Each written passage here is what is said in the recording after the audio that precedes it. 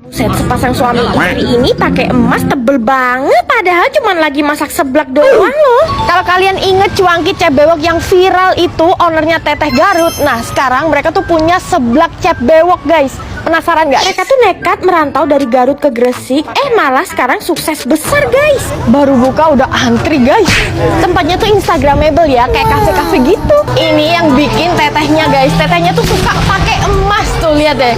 Teteh, emang nggak berat apa pakai kalung segini banyaknya emas semua? Enggak, kan ini tuh menjadi bumbu-bumbu rahasia di sebelah teteh.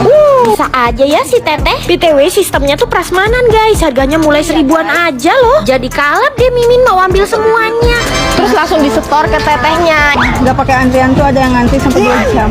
Tapi sekarang mah masaknya alhamdulillah lebih cepat. Tenang aja guys, karena tetehnya ini juga dibantuin sama sang suami. Dinamain cep bewok ya karena suaminya tuh berewokan. Di sini tuh ada 2 varian seblak. Yang pertama ada Miss Dasem, ada yang original, guys. Tuh. Langsung Mimin cobain sama baksonya ya, guys. Ukuran baksonya jumbo dan ternyata ini isinya keju truk. Parah sih, ini enak banget, guys. Mimin kasih nilai 10/10. Next kita cobain yang Miss Dasem. Dipakai bakso babuy, guys. Jadi Miss Dasem itu kepanjangannya Amis Lada Hasem. Artinya ya manis pedes asem. Yummy.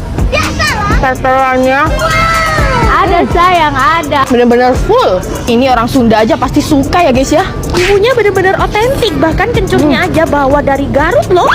Buset, bahkan ceketnya ngeprul guys. Udah paling bener kalau pengen nyeblak larinya ke cep bewok aja ya. Buat yang di Gresik, Surabaya dan sekitarnya, yuk cobain.